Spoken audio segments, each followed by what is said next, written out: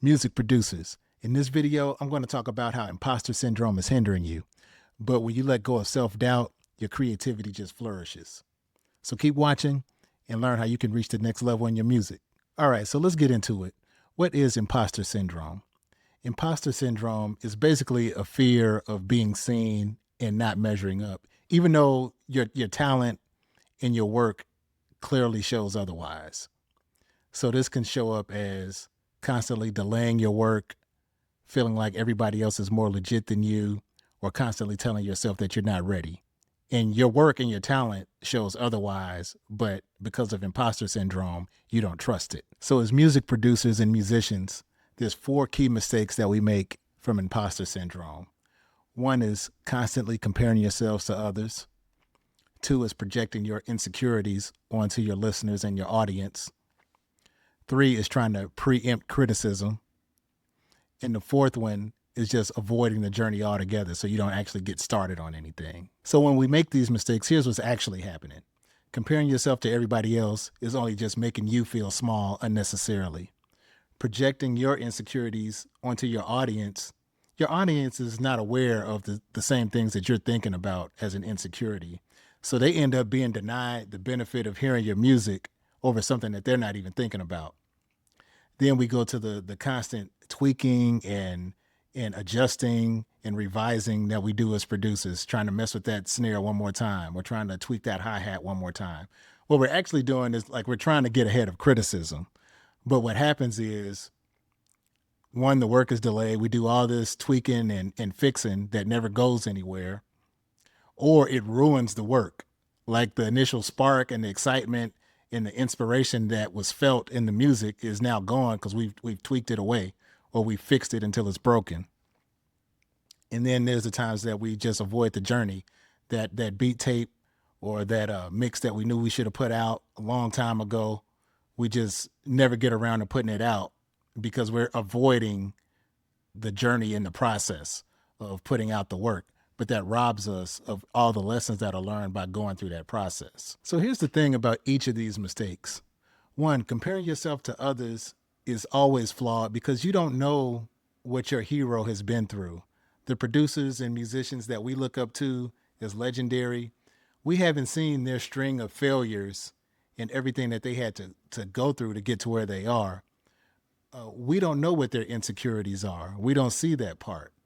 And when we're looking at them, we're seeing them through the lens of media exposure and basically social media and maybe like certain videos, concert footage, whatever. But those are highlight reels. That's not showing you all the times that they tried and failed or what they really think about the way they put a track together or what they really think about what their snare sounds like or their kick sounds like or what the bass in a track sounds like. We don't see those insecurities and failures. We only see the highlights. So we're making those comparisons from a distorted lens. Then when it comes to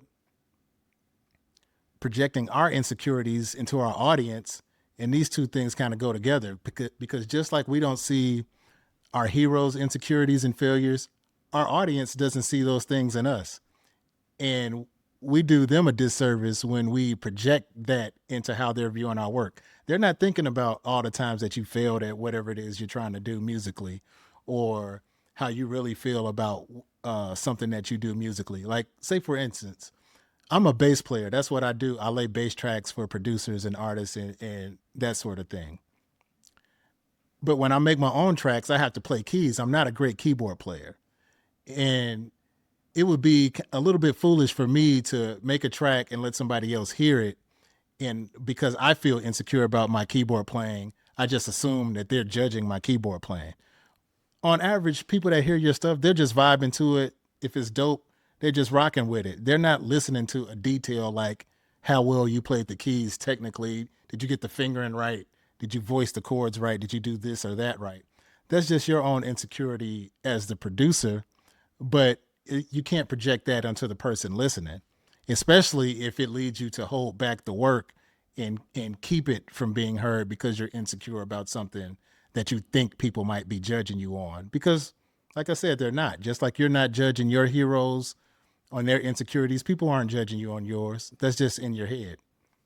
Now, when it goes to trying to preempt criticism through perfectionism, just constantly tweaking your work, trying to fix that one little detail, trying to fix this other detail, just constantly to where it never goes anywhere.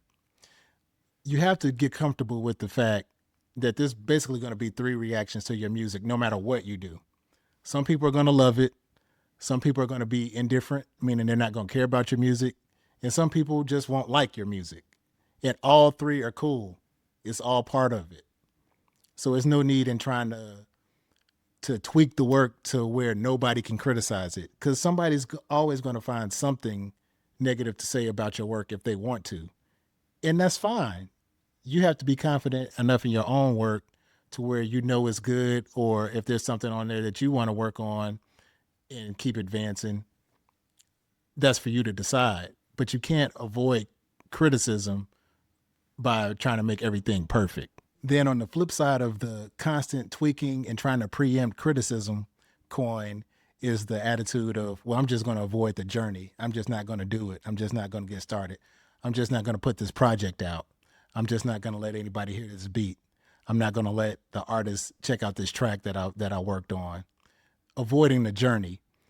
But the only way you can really move forward and learn the things that you need to know, and even learn the things that you don't know, is by going through the process and just stepping into the journey, letting people hear the work, putting the project out.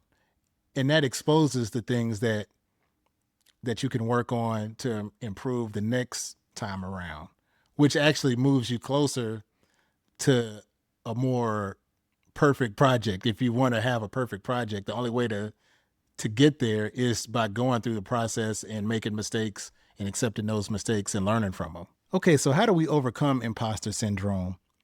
To me, there's four ways of doing it. One, there's having a grounded identity. Two, there's owning your sound. Three, there's releasing the need to prove. And four, it's embracing the journey. Now, when we talk about having a grounded identity, that's just simply just being at peace with the fact that everybody has ups and downs. Everybody has good days and bad days, your heroes included. There's things that they're afraid of. There's things that they feel insecure about. And they're just like you in a lot of ways. They're human. And there's no need to put them on a pedestal here and put yourself down in the valley here. Just realizing that we're all human. We all have things that we're great at. We all have value. We all have things that we contribute, especially when it comes to music and art and being a music producer. There's a unique voice that you have that deserves to be heard and is valid just so much as whoever you consider to be up here as a hero. When we're talking about owning your sound, it goes right along with that. Your life experience and the things that you've been through and the things that you've learned and the things that you've tweaked and played around with musically, they all give you a unique voice that nobody really has but you. And when you release the need to compare yourself to others, you can start to become more comfortable with that. And then those insecurities that you have, they become less significant, and you begin to realize, like, hey, just like I don't really see the insecurities that X producer may have had, or this hero may have had of mine. Like, people aren't looking at me through that lens. The people that rock with me, they're actually rooting for me. They're not focusing on my insecurities. And actually, your insecurities and the things that you're not the best at, that's actually what makes you more human and relatable. The people that are checking out your work or maybe following you or trying to come into your world, they want to see more things that make you relatable and let them know that you're like them. And part of that is actually having real imperfections.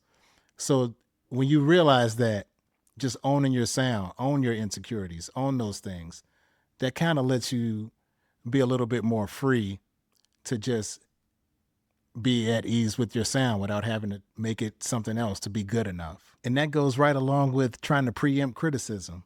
When you release the need to prove, you become just comfortable with the fact that, hey, some people will like my work, some people won't like it, some people won't care. Just like You don't care about every piece of music that's out there, or there's some music that you don't like.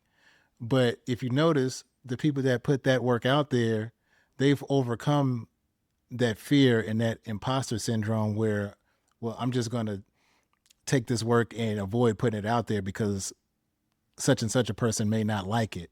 That's just a normal part of how people engage and experience art. Everything is not for everybody. And you don't have to prove yourself. You're already talented, gifted, skilled enough that your work deserves to be heard.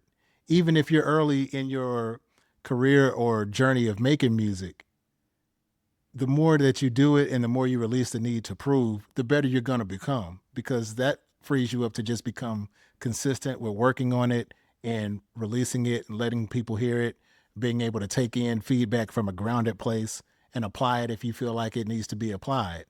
But just releasing that need to prove yourself, that just frees you up and allows your creativity to flourish at a whole new level just by doing that much. Then when we talk about our fourth point, just embracing the joy of creating, just getting back to that childlike self that just enjoyed making music because it was fun and it felt good.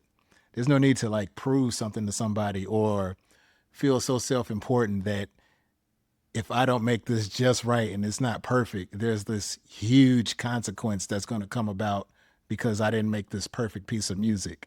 There's no need for that kind of pressure. Just simply enjoying the process of creating helps you get into that mode where you're creating regularly. And because you're doing something on a consistent basis, you're getting better at it just through repetition. You're uncovering things that you want to improve at, or things you didn't know, or, oh, this works this way, or, oh, I can go to these chord changes like this. Like just simply being consistent opens and unlocks all of that for you. So when you have a grounded identity, you own your sound, you stop trying to prove yourself to everyone, and you just enjoy creating, it just frees you up on so many levels. One, people are able to connect with you more deeply and authentically because you're putting your real self out there. You're putting your music out there more consistently, which is giving you momentum and visibility. You can put your music out there with confidence and stop second guessing yourself and being uncomfortable, making yourself feel small. This is how you overcome imposter syndrome. So let me know what you guys think in the comments. Last but not least, if you're working on a music project, I can write and record live bass guitar tracks for you. All you have to do is click the link in the description of this video to get started. Talk to you soon. Peace.